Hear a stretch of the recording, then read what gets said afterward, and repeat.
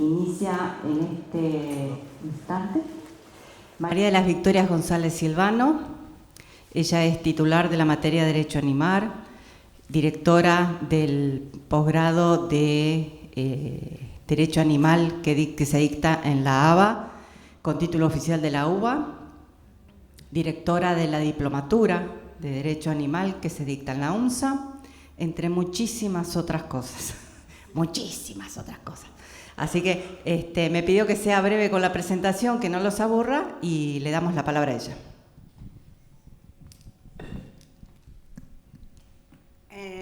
Bueno, ante todo, gracias a todos por soportar hasta esta hora. Igual lo mejor viene después, porque viene el doctor Hugo Carrión y viene Rosa María de la Torre Torres. Así que yo voy a tratar de ser lo más breve posible dentro de lo que pueda. Y gracias a la Universidad de Buenos Aires, gracias a todos ustedes por estar, a los que están en el Zoom. Gracias a Majo por haber sido larga en la presentación. Yo solo le dije Vicky González Silvano y ella siguió con todo lo demás. Yo vengo a plantear dos temas que me interesa hablar. Voy a ser muy específica, por ahí los extranjeros no les va a interesar tanto, o sí, porque lo pueden usar en sus propias normativas. Lo primero es la importancia de la declaración de sujeto de derecho. ¿Por qué? Porque hay una corriente, no puedo decir que sea minoritaria ni que sea, mejor dicho, puedo decir que es minoritaria y puedo decir que me gustaría conocer más fundamentos de esa corriente en la Argentina, que dicen que no sirve de nada declarar al animal no humano, o sea, a los otros animales, sujetos de derecho. Como si declarar los sujetos de derecho fuera ponerle una cucarda, como un animal en la rural, o fuera darle una medalla, aplauso, medalla y beso, ante un acto conmemorativo. No. A la prueba me remito, soy algo que soy, es una abogada litigante, y sabemos que la declaración de sujeto de derecho, que tendría que estar pedida por todos los fiscales, todas las querellas lo pedimos, pero todos los fiscales del país, que tengan esta temática animal, por supuesto, no es un simbolismo, no es una medallita, es poner en esa instancia, civil, penal, lo que quieran, al animal que sea puesto para el juez, para el juzgador, que sea puesto como parte de su preocupación. Es decir, me tengo que preocupar por el fiscal, me tengo que preocupar por el supuesto victimario, me tengo que preocupar por la querella, pero me tengo que preocupar por el animal. O sea, no es algo menor. No es algo menor, porque un fiscal con criterio uno lo puede, perdón, doctor, usted es fiscal, pero uno puede entender estrategias de los fiscales que pueden decir, bueno, mira, tenemos X cantidad de animales, bueno, vos en el mega rescate no te pasó, pero te hubiesen dicho, mira, de las 128 vacas que declaramos sujeto de derecho, vamos a dar 8 en restituirlas al victimario. ¿Por qué? Me declaraste sujeto de derecho 128, son 128 vidas que voy a salvar. Bueno, no te las declaro sujeto de derecho. En este caso, Mariana Trevisachi logró chancho, oveja, vaca, un montón. Además de todos los perros y gatos que ha conseguido. Pero, digo, no pido la declaración, de hecho, el juez a la querella puede no darle bolilla y no salen como sujetos de derecho. ¿Cambia en esto? Bueno, ahí tenemos que ver dos cosas que para mí son importantes. Una es qué dice la sentencia en los considerandos. Si en los considerandos dice que el animal como ser sintiente, como animal, como tener sintiencia, especialmente tengamos en cuenta que en la mayoría de los casos, y esto no es para contradecir al biólogo, quiero decir que el biólogo que ustedes escucharon acá es el biólogo que me asesora a mí, así que no lo estoy contradiciendo, pero sí los que vamos a juicio en su gran mayoría, salvo algo que vamos a hacer pronto, que van a estar dentro de esos, son animales que tienen sintiencia probada. Entonces, al animal como ser sintiente, por lo tanto no se los va a restituir, si el fallo no dice se los declara sujeto de derecho, mientras me los haya considerado antes, no digo que me hace feliz, pero digo, ¡buah! No los restituiste porque los consideraste. No es lo que más me gusta, a mí me gusta que me los declaren, ¿no? Y como verán, soy bastante hincha, Rolero fue muy claro en eso, ¿no? Entonces, ¿dónde se apoyan todos? Especialmente en las causas que lleva Majo. Majo lleva muchísimas causas en el fuero civil, ¿no? Y Majo le han declarado la familia multiespecie, pero no ha logrado todavía que le declaren sujeto de derecho. O sea, forman parte de una familia multiespecie, ahora tengo una especie que no es sujeto de derecho. ¿What? Hasta los niños son sujetos de derecho, aunque no tengan capacidad plena. Pero bueno, estas son las esquizofrenias que tiene el derecho. Pero ¿cuál es la solución? El Código Civil. Y obviamente cuando uno habla del Código Civil, uno dice, ¿para qué? Si tengo la ley penal que los declara víctima y según un fallo muy importante que se minó, muy importante no, el fallo no es tan importante, pero lo que dice sí, en uno de sus apartados dice, con bastante inteligencia, que la 14346 perforó, ¿no?, el Código Civil, ya en 1954. Lo que pasa es que todavía los jueces no se dieron cuenta y los legisladores menos, porque el concepto de víctima perfora el 227. Pero bueno, como tenemos una legislación esquizofrénica y también somos todos un poco esquizofrénicos, porque así somos los humanos, nos cuesta mucho y por lo tanto es mejor que esté. El viejo código velesiano hacía una división muy interesante. Hablaba de animales, personas físicas y personas jurídicas. Y la persona física ahí me englobaba todo. Viene con este nuevo código, el de Lorenzetti, ¿no?, que no fue solo Lorenzetti, esta es la realidad, que es un código que nace viejo, ya nace viejo, y habla de la persona humana y de la persona jurídica. Y en el medio me dejaste un vacío. ¿Quién viene acá? ¿La inteligencia artificial o la persona no humana animal? Porque que yo espero para declarar a la inteligencia artificial sujeto de derecho, creo que no va a ser a todas las inteligencias artificiales. Esto es una inteligencia artificial. O por lo menos se maneja con inteligencia artificial, ¿no? Entonces me parece que también ahí tenemos que empezar a pensar que el Código Civil debe incluir una parte. Entonces el trabajo de la cátedra fue trabajar esto, ¿no? Yo lo que estoy haciendo es apropiándome del trabajo de otro, ¿no?, y diciendo qué es lo que hacen. Dice, artículo necesario modificar. No voy a hacer un pantallazo para no cansarlos. Aparte, teniendo a Carrión acá, el que tiene que hablar es él. En el libro primero, donde hablan de las personas, créase el título de los animales no humanos. ¿No quieren poner los animales no humanos? Pongámoslos de los animales. ¿No quieren poner de los animales? Pongámosles de los ex-animals. ¿Quieren ponerles? El nombre no me importa, mientras abajo diga que los animales son. O sea, a mí no me importa tanto el título, si bien creo que es importante, sino. En el capítulo de la persona no humana, sujeto de derecho, hay que crearlo. Se crea un 140 bis. Los animales no humanos son seres sintientes, autoconscientes. Esto creo que vamos a tener que modificar, porque hoy nos dieron un cachetazo importante con el tema de sintientes, autoconscientes y demás, y como somos mundo de la academia, vieron que hoy decían que los legisladores no llaman a los que saben, nunca llaman a la academia. Y cuando digo la academia no es a Vicky. La Facultad de Derecho tiene 5 materias, una la lleva la doctora Trevisache, otro el doctor Testa, la otra la doctora Peseta y la otra el doctor Pérez Pesig. 5 materias que tratan la temática animal, desde la ética, desde el derecho penal, desde distintos lados, desde las ciencias sociales, desde el derecho privado. O sea, imagínense, 5, más cursos de posgrados, y no nos llaman. no digo a Vicky, nos llaman a la academia. Y no somos lo mismo los que hacemos derecho animal que los que hacen derecho ambiental. Y no es por caprichosa. Porque los que hacen derecho ambiental, y todo animalista es ambientalista, no se equivoquen, tienden a mirar a los animales como recursos. Nosotros los miramos como individuos.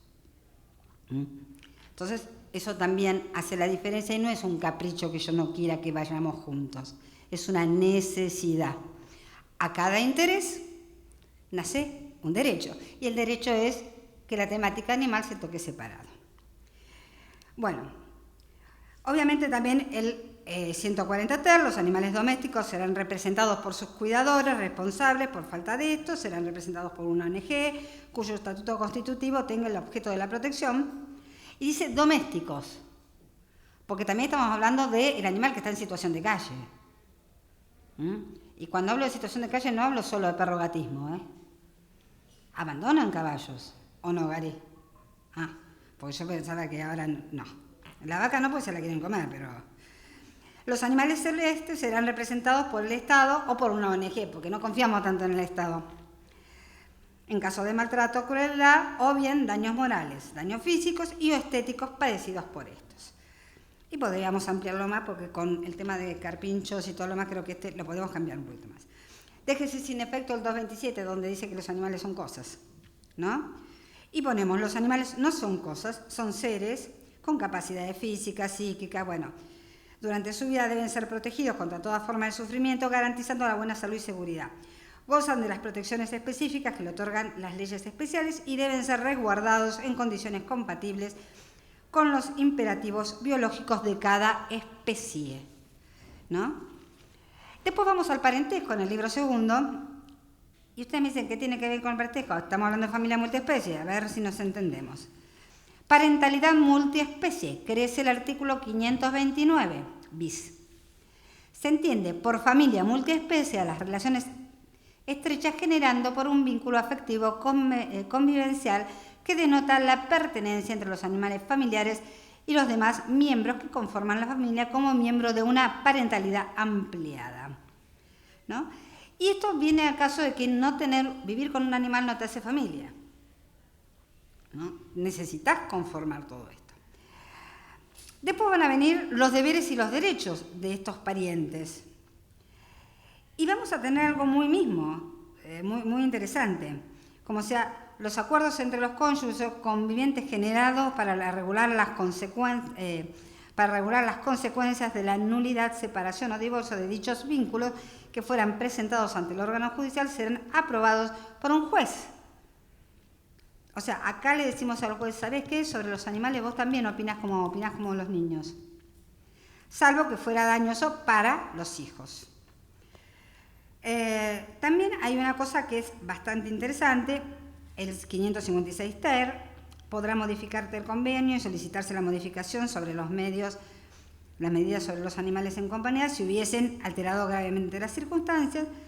El 4 habla de la autoridad judicial por defecto y de aprobación, de acuerdo a los cónyuges, ¿no? Y me voy a ir, habla de la responsabilidad parental, es decir, cómo los alimentamos, cómo los cuidamos, todo lo demás, ¿no? El 647 bis dice, se prohíbe el castigo físico en cualquiera de las formas, así como los malos tratos o cualquier hecho de lesiones o menoscabos a los animales familiares. Acá me dijeron, ¿y la 14346? Sí, la 14346, la 14346, el Código Civil. De hecho, quien castiga a un hijo físicamente, el Código Civil le cabe, porque uno no puede agarrar al nene, te doy un coscorrón. Le cabe. Esto no significa que depende de cómo yo haya tratado, está el Código Penal también. Entonces tenemos que entender que no es que estamos legislando materia penal en el Código Civil, estamos pidiendo temas civiles en el Código Civil, ¿no? Que por ahí algunos no los tienen presentes por otros motivos. Si seguimos en este orden de cosas, hablamos de los cuidados personales con los animales, cómo se habla de los cuidados personales con los niños. ¿Y por qué hablamos de los niños y los animales? O niños, ancianos, mujeres y diversidades y animales. Porque son los vulnerables. Nosotros hablamos de vulnerabilidad. Y esto es lo que nos importa.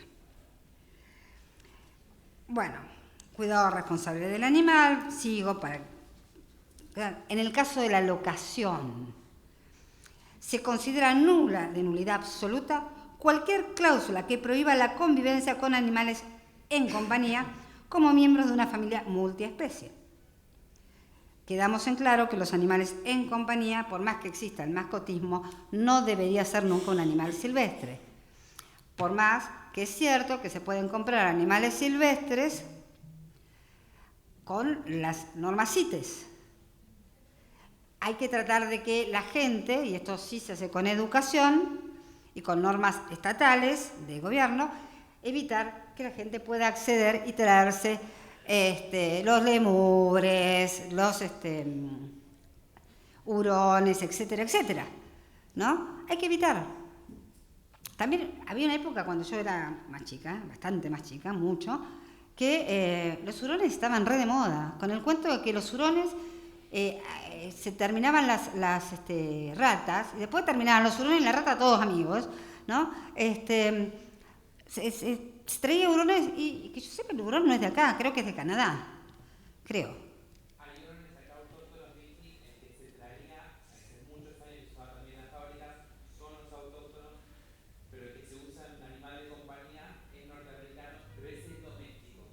En rigor sería como un perro. Ese es doméstico. Los que se usaban que vos contás son silvestres. Pero igual terminaban domesticados. Bueno, como dije, lo de la propiedad horizontal, le declaramos la nulidad a todo lo que haga. No pueden prendarse los animales, ni hipotecarse, obviamente, o sea, ningún derecho de garantía sobre ellos. Sepan que los caballos de carrera, el ganado y todo lo más se puede prendar, ¿no? O sea, es un derecho real de garantía. No pueden. Y también no pueden embargarse, ni puedo... Después del embargo viene el secuestro en derecho civil, o sea, me lo llevo para después rematarlo. Y esto lo puedo hacer con un perro de raza también.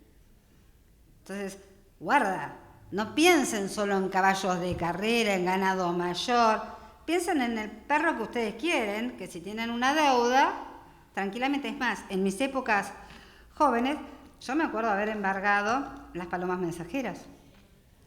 Y me acuerdo a mi cliente, era una hipoteca. Me dijo, ¿qué vamos a hacer con las palomas? No tengo idea, esperemos que pague. Porque no sé qué íbamos a hacer con las palomas. Década del 90, ¿eh? No, yo no tenía idea. Pero también embargué las pastillas de inseminación de las vacas, ¿no? Que por supuesto pagaron, gracias a Dios, porque no sé qué hubiese hecho con la pastilla de inseminación mi cliente, pero bueno, no tenía otra cosa que agarrarme y bueno, soy abogada, ¿no? Hoy pensaría estas cosas. Después la herencia. No sé ustedes, pero yo estoy cansada de ver gente que se muere. No, que se muere no estoy cansada. Que se muere la gente no hay drama. Gente que se muere, que deja sus animales y que viene el heredero y los deja en la puerta y son los rescatistas los que tienen que hacerse cargo porque este que heredó la casa no le quiere pagar un lugar donde vivir, una salud veterinaria que lo que le reste de vida, un espacio lúdico, ¿no? Porque uno no pide mucho, pide el lugar, pide la salud veterinaria, obviamente el alimento y el espacio lúdico. Ustedes me dicen, ¿lo tiene que tener consigo? No, por favor, si no lo quiere, ¿para qué lo quiero que lo tenga? Pero tiene que pagarle eso. Puede ser o como alguien que hereda o como una carga del sucesorio, que podría ser. Y si no, que esa plata se le dé a una entidad que se encargue de eso y que se encargue de la vida de ese animal, ¿no? Porque no es racional que la señora o el señor que vivió toda su vida con el perrito, ¿no? Que seguramente le hizo tener perritos, murió y esos dos perros, como me pasó en el caso que yo llevé adelante, viniera el heredero que estaba heredando $500,000 en ese momento, 2000, en el 2000. Y me dice, los pueden eutanasiar porque eran dos perras de raza, 6 y 2 años, madre e hija. Y yo lo miré y le dije, deme un tiempo que creo que esto se lo soluciono, sin decirle lo que pensaba. Y no es que yo... Este caso fue el que me hizo pensar a mí que los animales deben heredar. De hecho, yo tengo testado un 15%, ¿no? Es zoológrafo. A favor de los animales que tenga. Después voy a consultar si está bien hecha la forma, porque como no sé cuál va a estar el día que yo me muera, no puedo poner los nombres. Entonces mis hijos se enojaron y me dijeron, no nos podés hacer esto. Y lo miré y le dije, perdón, de la parte disponible hago lo que quiero. Y me digo, pero aparte hay una solución práctica. Si alguno de ustedes se queda con ellos, se queda ustedes con esa parte. Me dijo, no lo habíamos pensado así. Bueno, o sea, yo no es que se la estoy regalando a un tercero, estoy diciendo al que se quede, ¿no? Después tengo que buscarle, a ver si la forma que lo hice está bien, pero igual creo que con la buena intención de la ley iba a surtir efecto, o si no mis hijos iban a quedar con los perros con tal de que no les... Una albacea para los controles. No, pero eso sos vos. La albacea sos vos, eso ya lo tengo claro. Igual mis hijos pueden ser cualquier cosa, pero jamás me matarían un animal. No, o sea, se pueden vivir quejando de mí, pero no, se quejan de mí por esto. Obviamente el castigo físico, visto en los menores, se vuelve a castigar por cualquier cosa, ¿no? Y obviamente el cuidado de los niños, y en el tema de los legados también estamos hablando. Todo esto es un proyecto que habría que agregarle el tema que hemos hoy visualizado que nos falta, que es el tema de los animales y su definición para que no queden afuera aquellos animales que no son. Tiene toda una declaración de motivos. Y por supuesto, lo otro que dice muy interesante es, déjese sin efecto los artículos tal, porque el Código Civil también habla de la caza. Es más, tiene un artículo muy entretenido que dice que si que tiene un panal de abejas, un apicultor, se le escapa la abeja, uno puede correr tras la abeja, cruzar al terreno del vecino sin con esto hacer un allanamiento de morada, porque estoy corriendo la abeja. En mi vida, son ya 60, y me crié en Córdoba, nunca vi a un apicultor corriendo atrás de una abeja. Pero me imagino que en la época de Vélez, en el 1800, fines del 1800, puede ser que alguno fuera algún corredor de abejas. No está mal visto en la época de Vélez. El tema es que en el 2015, usted imagínense, si me dejaron ese artículo, ¿cuántos más estoy pidiendo la derogación? Todos aquellos que justamente contradicen y cosifican a los animales. Y cuando hablamos de la adopción, también lo planteamos, obviamente no como en los humanos, ¿no? Y cuando hablamos del régimen comunicacional, no decimos contrato de custodia, contrato de... hablamos de régimen. Y esto me lo taladra todos los días Majo. ¿Por qué régimen? Porque no son cosas y por eso no pueden estar en el convenio donde dividimos cosas, ¿no? En el convenio regulador, ahí decidimos, bueno, yo me quedo con tanta plata, vos te quedás con la casa, yo me quedo con esto, vos te quedás con aquello, que los perros no pueden ir nunca ahí. Por eso algunos proyectos con buenas intenciones no saben que todo lo que cosifica hay que derogarlo. Que yo no puedo hacer un contrato diciendo, no puedo contratar, tener contratos con los animales que vayan en malas condiciones. No, la verdad es que no puedo hacer un contrato en el cual los animales o son parte y firman con la patita o sus patas, lo cual no les interesa, o no pueden estar, ¿no? Obviamente con los silvestres esto es una discusión, que los silvestres tienen que estar en silvestría, y obviamente que los que vuelan tienen que estar volando felices. Y bueno, yo sí entiendo lo que hice con las palomas, pero perdónenme, fue en otra época. Y con las palomas también. Las palomas deben estar volando. Así que empecemos a entender eso y entendamos que la modificación del Código Civil es tan o más importante que la 14346, que necesita mayores penas, que necesita nuevos tipos, pero si le sacamos el concepto de cosa al Código Civil, el Código Penal modifica ya por naturaleza todo, creo. Así que muchas gracias, yo esto y lo dejo con un genio.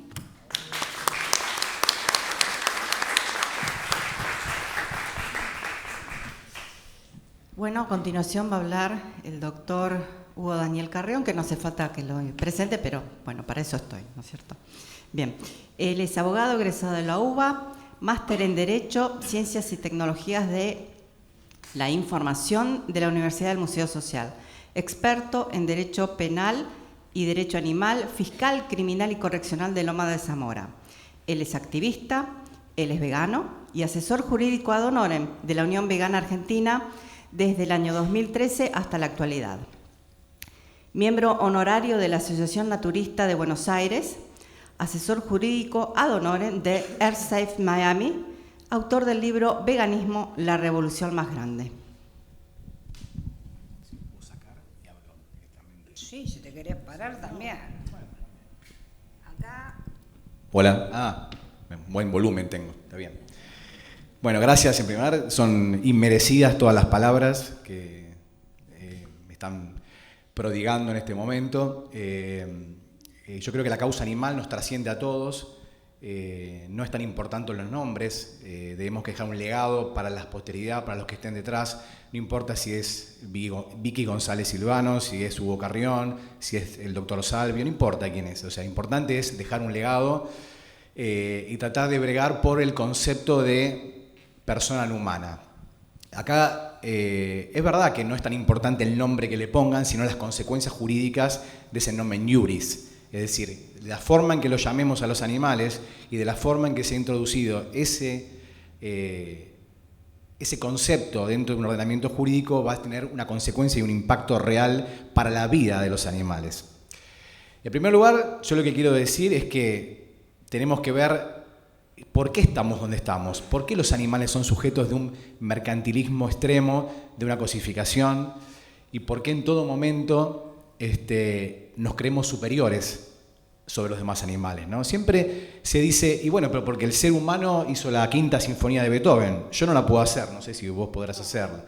O pintar la Gioconda, o la Última Cena, bueno, hay un montón de cosas que realmente nosotros los seres humanos, si fuera ese el criterio capacitista, quien solo puede hacer determinadas cosas que algunas pocas personas en la historia de la humanidad pudieron hacer, realmente no habría capacidad para otorgar derechos a ciertas personas. Solamente tendrían derecho Einstein, Leonardo da Vinci, Miguel de Cervantes Saavedra, por poner un ejemplo, ¿no?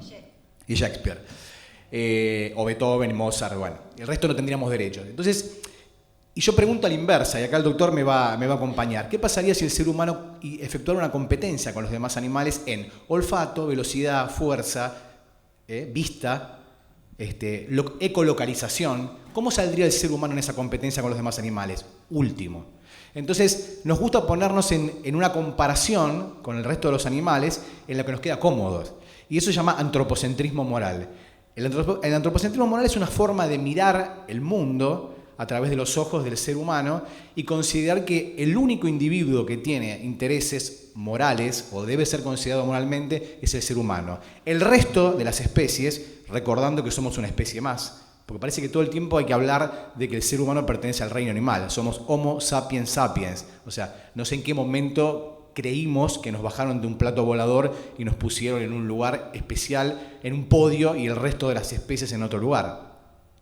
Me dirán, está bien, pero los animales, que es un poco lo que hablaba Vicky, no tienen capacidad de contraer obligaciones, es decir, son pacientes morales para la ética, es decir, son susceptibles de las decisiones de los agentes morales, pero no pueden determinarse por el bien y por el mal. A nosotros los penalistas nos gusta mucho hablar de la determinación, ¿no? Esto viene muy de Kant y de Hegel, ¿no? La capacidad de reproche viene de la capacidad de determinarse. Soy libre para elegir lo que está bien y lo que está mal, y en función de eso obtengo una sanción. Eso es muy del derecho penal. Pero tiene una raíz, que es la capacidad de determinarse. La capacidad de determinarse viene de esta libertad de poder entender y poder elegir lo que está bien o lo que está mal. El animal no lo puede hacer.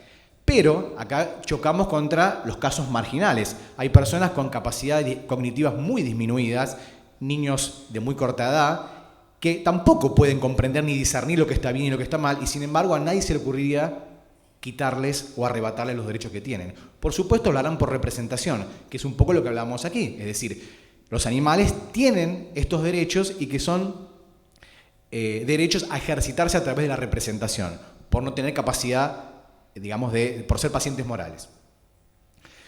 En cuanto a el único concepto que tenemos que tener en cuenta para poder determinar por qué es una persona no humana, en general la doctrina a nivel histórico es un individuo que está dotado de razón, que es sintiente, que tiene una capacidad de comunicarse con un sistema de comunicación propia y que tiene intereses, lo que le llaman, que me corrija algún veterinario en la sala, la homeostasis psicológica, es decir, el animal se coloca, como nosotros, en un lugar que busca el equilibrio, es decir, cuando tiene frío, busca el calor, cuando tiene hambre, busca comer, cuando tiene deseo de aparearse, busca digamos, la contraparte para poder aparearse. Bueno, todo esto es ir hacia el equilibrio, a la homeostasis psicológica. Todo el tiempo está buscando intereses de subsistencia, intereses que tienen que ver con la vida. Ahora, como muy bien dijo la doctora González Silvano, todos esos intereses, esas experiencias subjetivas, como mira el mundo el animal, es decir, la forma en que lo está mirando y lo que está experimentando, siente dolor, siente placer y busca esa homeostasis psicológica. Es decir, está todo el tiempo buscando experiencias subjetivas. Esas experiencias subjetivas son intereses y el derecho tiene que proteger inexorablemente esos intereses de un individuo. Fin del cuento. Eso alcanza para decir que los animales o los demás animales, hago hincapié en la palabra demás para sacarnos del lugar de que somos algo especial, los demás animales entonces tienen también estos intereses y deben ser protegidos o tutelados jurídicamente. Ahora, ¿cuáles son estos derechos? Porque la pregunta es, de los antianimalistas, de los antiveganos, siempre nos plantean la cuestión de, pero ustedes ¿qué es lo que quieren? Quieren humanizar a los animales, ¿no? En todo caso me quiero animalizar al ser humano, ¿no? Poner en la misma escala. Dice, ¿ustedes quieren que voten? No. ¿Quieren que vaya a ver un partido de fútbol? No. O sea, todo eso que forma parte de las experiencias de los seres humanos, el animal no las tiene como por su naturaleza. No le interesa percibir estas cuestiones. Pero sí tiene 4 intereses muy importantes: vida, libertad, integridad y dignidad. Y esos 4 intereses subjetivos o estos derechos fundamentales, que nosotros cuando hablamos de derechos humanos en la carrera, cuando uno le enseña a un chico que entra en la facultad, le enseña derechos humanos, en este punto se borra la diferencia entre derechos humanos y no humanos. Son derechos. Y son derechos esenciales de no interferencia, no arrebatar la vida, no quitar la libertad, no quitar la integridad, no quitar la dignidad. De manera que esencialmente estos 4 derechos son los que uno tiene que garantizar para los demás animales, para estas personas no humanas.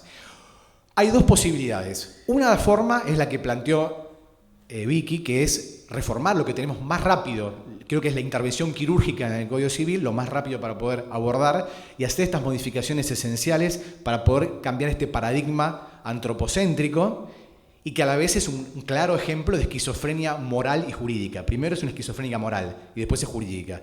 Porque tenemos una ley como la 14346 que declara, por la forma en que coloca el bien jurídico tutelado, que es el animal, la víctima es el animal, no es el dueño al que le golpean el animal, ¿se entiende? O sea, la víctima es el animal. Entonces, aquí es un sujeto de derecho, acá es una víctima, y en el Código Civil actual es una cosa semoviente. Es decir, igual que una mesa, igual que un vehículo que se puede mover por su propia locomoción. Entonces, frente a esta situación de esquizofrenia moral y jurídica, una opción es esta: abordar e intervenir quirúrgicamente el Código Civil para modificar estos artículos esenciales, 227, 1947, 1948, que habla de la apropiación de caza y pesca, es decir, eliminarlos. Es decir, una persona no humana no puede ser objeto de apropiación, no puede ser objeto de embargo, no puede ser objeto de el convenio regulador en un divorcio, no puede ser objeto de un activo, no es un activo a repartirse, como muy bien dijo la doctora González Silvano. Y ¿cómo hacemos? Vuelvo sobre esto.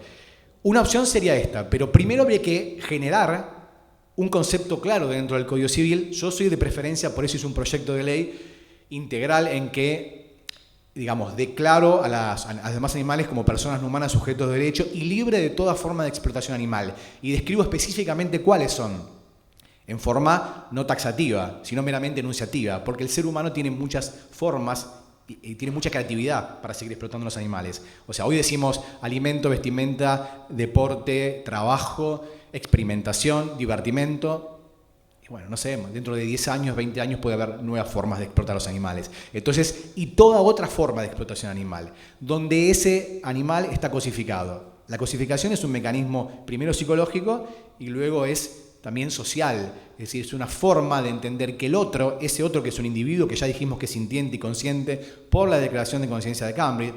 Los alcances de la Declaración de Conciencia que han discutido acá no los conozco. Sé lo que dice la Declaración de Conciencia en cuanto a la posibilidad de experimentar la vida en forma subjetiva, esto de buscar las experiencias de dolor, placer, ahuyentar, alejarse de lo que es el dolor y acercarse a las experiencias de placer. Y la capacidad de entender en forma subjetiva la vida, es decir, saber que el animal reconoce que él es el que se está experimentando la vida y no otro. Pero más allá de eso, lo importante para poder declararlos sujetos de derecho es reconocer esto y decir, son personas no humanas sujetos de derecho e indicar cuáles son esos derechos. Porque como otros proyectos que han sucedido, que están en boga, como el proyecto Ley Sintientes, con lo cual uno no tiene ningún inconveniente con los creadores, sino con el texto del proyecto, que declaran sujetos de derechos, personas no humanas, pero no dice cuáles son esos derechos que tiene. Porque una vaca puede tener derecho a que le den agua una vez por día, o que la pateen no todo el día, sino 2 veces por día.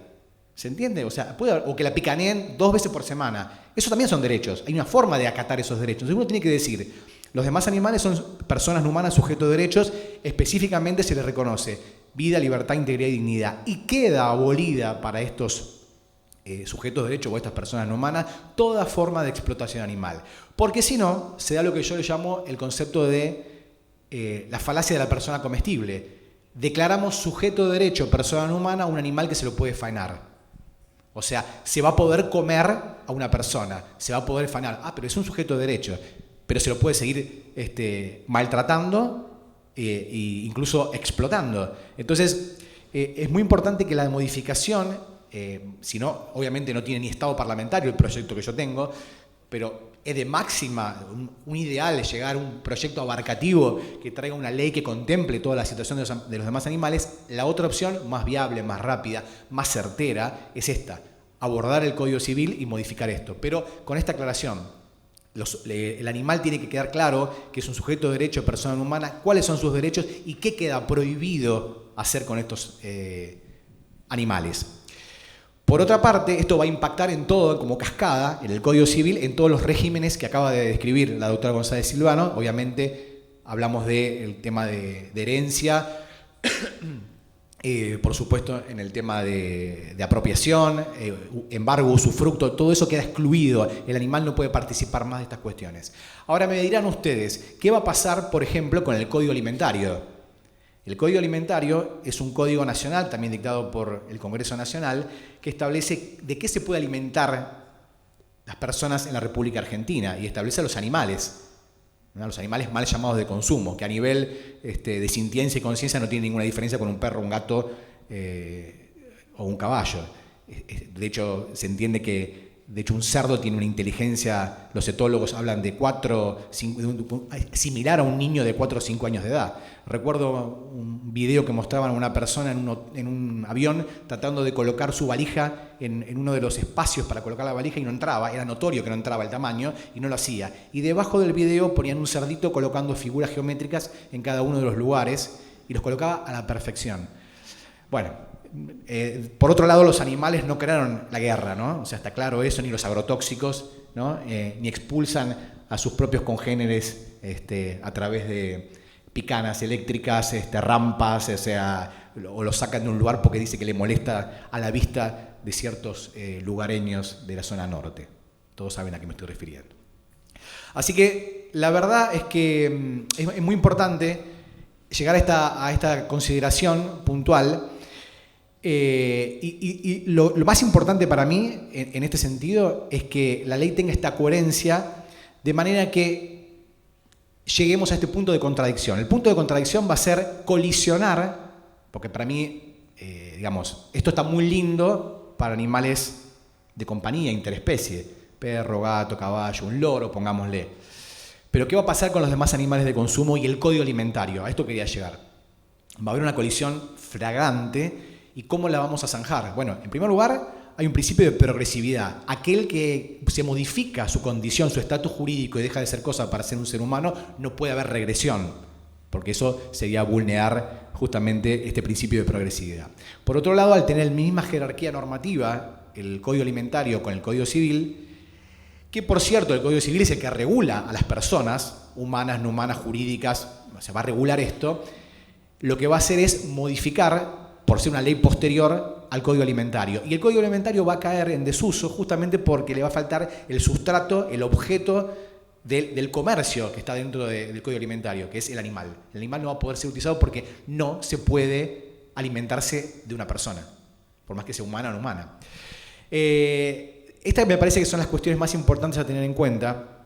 Creo que el abordaje a través de la reforma del Código Civil es el más rápido, el camino más corto. Por supuesto que vamos a tener que afrontar los embates de la industria de la carne, de los lácteos, de los huevos, y también, por supuesto, la industria que está detrás de la explotación de los demás animales, tracción a sangre, experimentación, la industria farmacéutica. Es decir, hay muchos frentes con los que batallar que no van a dejar que se toquen sus intereses, porque también sus intereses, y son intereses netamente de corte económico. Pero yo creo que es como dije al principio, ¿no? Trascendiendo nuestros nombres y nuestros lugares y nuestros cargos o nuestros conocimientos, tenemos que dejar un legado, porque esto es una injusticia sistémica. El holocausto más grande de la historia es el que se produce con los demás animales. 2.000 animales por segundo son masacrados solamente para dar de comer solo al 10% de la población mundial.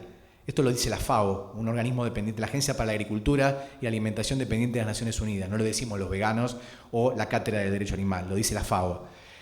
O sea que uno puede pensar que no, pero los animales son necesarios porque se alimenta el mundo, no nos alimenta. De los animales solamente se alimenta el 10% de la población mundial. Y la FAO hizo un cálculo que si se tomara la totalidad del forraje y de los granos que se destinan para dar de comer a estos animales, que son individuos sintientes y conscientes, y que no entregaron su vida en ningún momento para estar ahí. Ustedes me van a hablar de consentimiento. Los animales dan su consentimiento con su cuerpo. No quieren estar ahí. Cuando están en ese verdadero laberinto o pasadizo de la muerte, saben lo que va a pasar. Huelen la sangre, escuchan los gritos de sus congéneres y no quieren estar en ese lugar. Lo mismo los animales que son maltratados en la calle, los que son golpeados hasta quedar extenuados en un carro. Bueno, ni hablar de los casos de animales como el caso de Rubio y demás, que bueno, son animales con los que la mayoría de la gente tiene empatía, ¿no? Porque puede ver casi un compañero, un amigo, ¿no? Esto es parte de la disonancia cognitiva, el problema de no ver, este es mi hijo, es mi hermano, parte de mi familia, y esto es una hamburguesa, me lo estoy comiendo. Eso forma parte del proceso de disonancia cognitiva o el referente ausente del que habla Carol Adams. Es decir, somos tan violentos sistemáticamente con los animales que no solo silenciamos sus cuerpos al matarlos, sino también sus nombres. Nunca vamos a decir que estamos comiendo una vaca, cerdo, pollo, estamos diciendo que comemos una chuleta, una pata, es decir, buscamos la forma de que dicotomizar de la mejor manera y parcializar a ese ser en pedazos, en una góndola, con la menor cantidad de sangre posible para que no haya rastros de que ahí había un ser sintiente y consciente. Entonces, la idea es tratar de trascender y dejar este legado para que justamente entendiendo de que hay una injusticia, un holocausto gigantesco perpetrado. Recordemos que hace 400 años la raza afroamericana eran cosas, eran esclavos, eran cosas, tenían la categoría de cosas. Hace poco más de medio siglo la mujer no votaba, no tenía derecho al sufragio. Es decir, parece una locura que lo digamos, medio siglo, ¿no? O sea, algún día vamos a ver la liberación animal, algún día vamos a ver que el estatus jurídico de los demás animales es persona no humana. Pero a lo largo de la historia de la humanidad, siempre que se cosificó y se instrumentalizó a individuos en todas las categorías, pudo haber herejes, colonizados, mujeres, siempre estuvieron las mujeres. El individuo humano más explotado en la historia de la humanidad son las hembras, humanas y no humanas. Eso no hay duda. Pero los animales siempre estuvieron. En esas categorías de explotación siempre estuvieron los animales y siguen estando. Entonces yo creo que mientras no podamos modificar este estatus jurídico y dejemos este legado para el futuro, impulsemos reformas, no importa las que sean, intentemos, juguemos a intentar, propiciemos de máxima, de mínima, de media, la que fuera, a corto, mediano o largo plazo. Busquemos alternativas para seguir luchando por ellos, porque mientras esto no suceda no va a haber una verdadera sociedad equitativa y vamos a seguir viviendo en la indignidad. Muchas gracias. Perdón, quiero agregar una sola cosa más. Acá hemos hablado de animales en el Código Civil y cuando hablamos de animales hablamos de todos, porque recuerdo la conferencia de Horta de hace muy poco, en el cual nos hablaba justamente de los invertebrados. Aquellos animales, porque son animales, el grillo es un animal, la abeja es un animal, por ahí la abeja tiene más buena prensa que el grillo, pero la cucaracha es un animal, o sea, no tiene buena fama, pero es un animal. Entonces, no compremos esa venda que nos van a querer hacer, decir, ok, les dejamos la vaca, el cerdo, la ovejita, pero vamos a comer grillo porque ustedes necesitan taurina y por lo tanto... No compremos eso tampoco. Ellos también son animales. Entonces, todavía estamos a tiempo de defenderlos a ellos antes que los empiecen a explotar. Ya igual hay un par de granjas en nuestro país, en China ya tienen todas. Pero, digo, empecemos también a cuando pensemos en los animales, pensar también en ellos. Una persona no me tiene que caer simpática para que yo le defienda sus derechos humanos. Un animal tampoco me tiene que caer simpático para que yo le defienda sus derechos. Eso cualquier abogado lo sabe. Y tampoco me tiene por qué pagar. Hasta luego.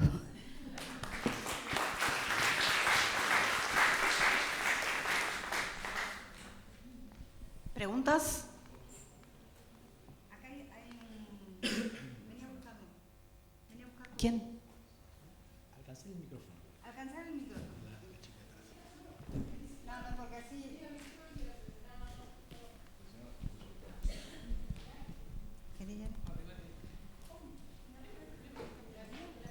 Ahí nomás. Hasta ahí está. A ver, acércate. No quería molestar, por favor. No. Por favor. Primero que todo, era solo felicitar a la profesora Victoria, a mi amiga Vicky, porque realmente es impresionante todo lo que hace el Congreso, el compromiso social por los derechos de los animales, por la dignidad también humana, porque todos estamos en un mundo conviviendo, ¿no? Y fundamentalmente por el mensaje de amor, de emociones, porque en un mundo, bueno, yo soy profesora de filosofía del derecho, como saben, de inteligencia artificial, en un mundo donde nos impone la tecnología, qué importante que es hablar de emociones, ¿no? Para realmente poder trascender en un mensaje de cultura de la paz. Creo que es fundamental el mensaje de este Congreso. Y te digo todo mi respeto, admiración a cada uno de los expositores, de lo que estamos aprendiendo en estos 2 días. Solo darte las gracias. No, gracias a vos por todo esto. Sepa que le di unos pesos antes. Pero es cierto. Sobre todo tengan en claro que este Congreso lo hace los miembros de la materia de derecho animal, lo hace cada uno de los expositores que pro bono vienen acá de distintos lados del mundo y todos ustedes y los que están ahí también en el Zoom escuchando.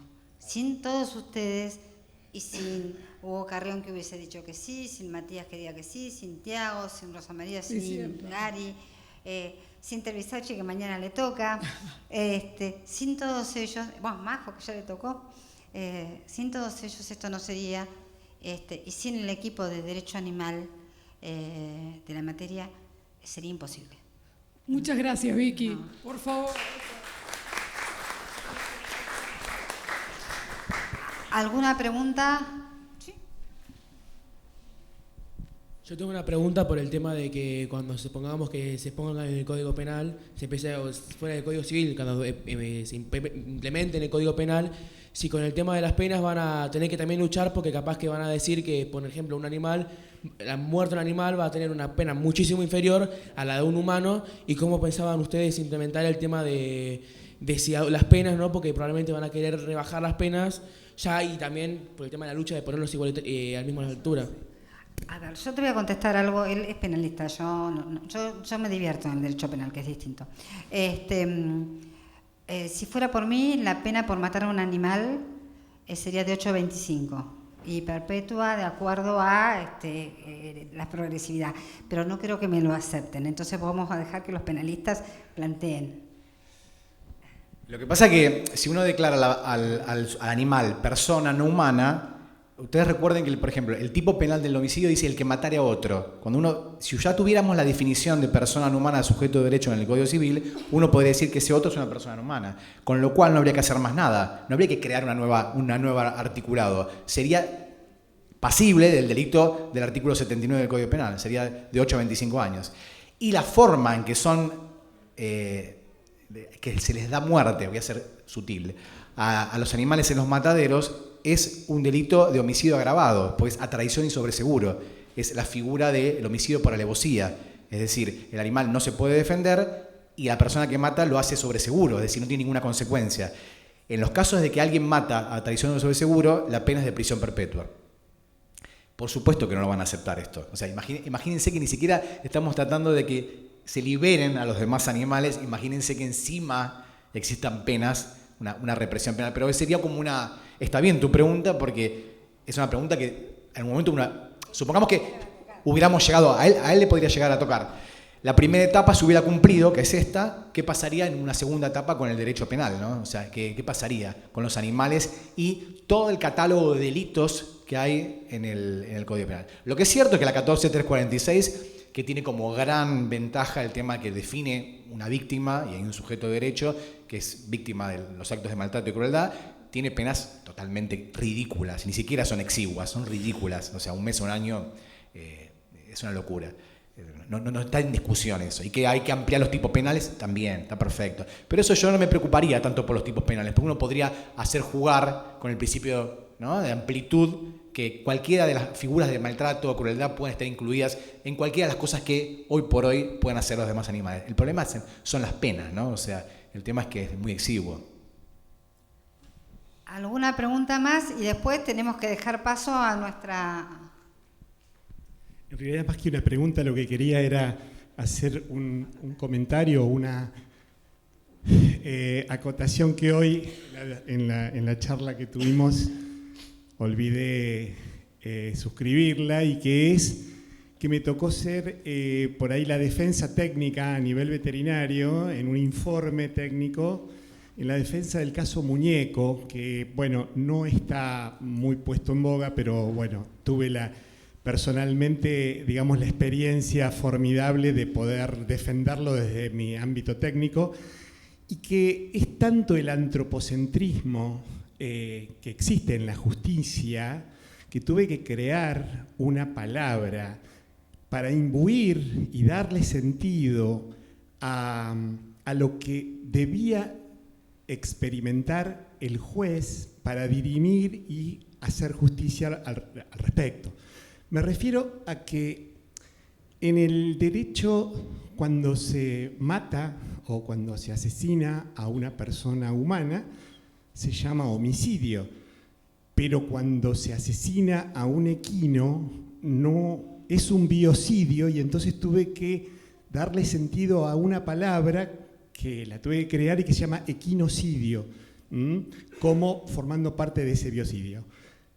Y pude determinar la conciencia premonitoria de muerte en su fase preagónica y agónica, que fueron 12 minutos, me refiero al caso Muñeco, allá en Chubut, en un pueblito, se llama Sarmiento.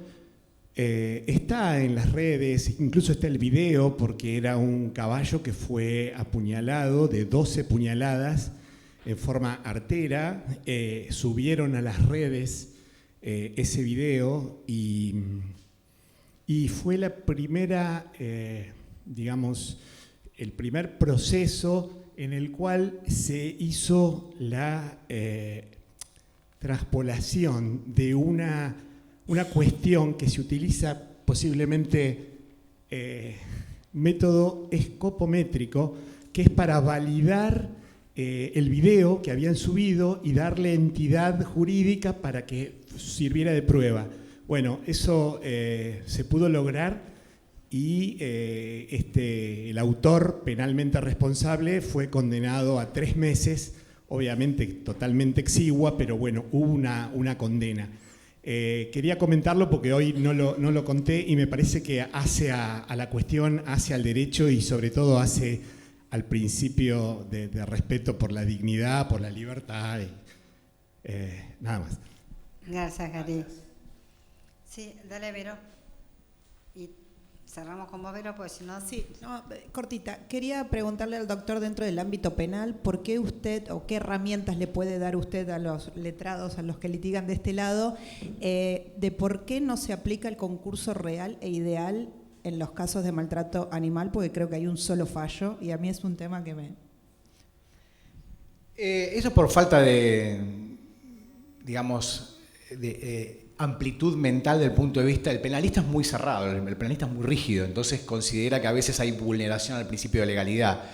Para mí no hay problema en concurso real. ¿Vos te referís a cuando, por ejemplo, matás 2 animales o Claro, porque creo que de esa manera se podrían conseguir penas más, claro, más reales, digamos, y porque si no queda el sinsabor en la sociedad, que exacto, es lo que nos pasa a todos, que las sentencias son matan a un ser y las sentencias son 6 meses. Claro. Las asociaciones que digamos que rescatan animales y que saben lo que es rescatar un animal y lo que uno invierte en tiempo, en dinero para poder darle una nueva vida a ese ser, y cuando uno ve los fallos y dicen 50 pesos, 200 pesos, o sea que ni una bolsita, ni una bolsa de comida se paga. Suspensión de juicio a prueba. Suspensión de juicio. Entonces queda el sinsabor, o sea, si bien digo, yo aplaudo y agradezco que hoy todos estemos acá, nos queda como sociedad el sinsabor de que la justicia no es justa. Es la misma mirada antropocéntrica que tiene la sociedad, la tienen los magistrados. Son parte de la sociedad y tienen la misma mirada antropocéntrica. Todavía a mí me preguntan cuando llego, me dicen, ¿vos sos vegano? Claro, no comés harina. O sea, ni tampoco tiene que ver con el tema de la comida. O sea, no es una cuestión, es una postura ética. O sea, no importa lo que estoy comiendo. Estamos hablando de que entiendo elegir que los demás animales no merecen ser explotados por el ser humano. Fin del cuento. Ni siquiera estoy hablando de comida. O sea, lo que voy a comer es irrelevante. Estoy hablando nada más de que hay una mirada no antropocéntrica. Pero la realidad es esa. Entienden, ¿esto qué es? No, bueno, por empezar que lo consideran un delito correccional. Si ya la mirada del operador dentro del Poder Judicial es un delito correccional, hay de animales, listo, mandarle suspensión de juicio a prueba. No, pero ya tiene un antecedente, hermano. Pedirle un abreviado por el mínimo, 1 mes. Pero pará, lo acuchilló, le dio 270 puñaladas, lo colgó, se filmó. Digamos, el problema es que no es tanto la norma, tenemos que lograr modificar el campo de conciencia, ¿no? Hacer entender qué es lo que está detrás de todo esto. O sea, hace falta que se entienda, no solo en la sociedad, sino también en los operadores del sistema de justicia, que hay un individuo que se entiende, que es consciente, que experimenta la vida igual que nosotros. Por más que tenga una forma de comunicarse diferente, experimenta la misma forma. Entonces, dentro de las herramientas legales que hay, yo le aplicaría, yo siempre trato de los pocos casos que tuve, 1 año al máximo. No me ha tocado casos de concurso, lamentablemente, era un solo hecho. Pero sí, trato de que sea el máximo de la pena, siempre. Pero bueno, lo que pasa es que estamos limitadísimos, encajonados con una ley que tiene penas irrisorias. Pero bueno, supongo que eso va a cambiar. Lo que no queremos que cambie es el bien jurídico tutelado, que no se cambie el concepto que de víctima, ¿no? O sea, que con una nueva ley, la que sea, ¿no? La ley Conan o la ley la que fuera, que no venga a modificarse eso y que la verdadera experiencia de la víctima no sea el animal, sino que sea su dueño, su tutor, porque otra vez volvemos al mismo, seguimos cosificando a los animales y sería verdaderamente un retroceso enorme. Bueno. Bien, cerramos acá, les agradecemos y les doy el certificado por disertantes y la famosa tacita de Derecho Animal. Muchas gracias.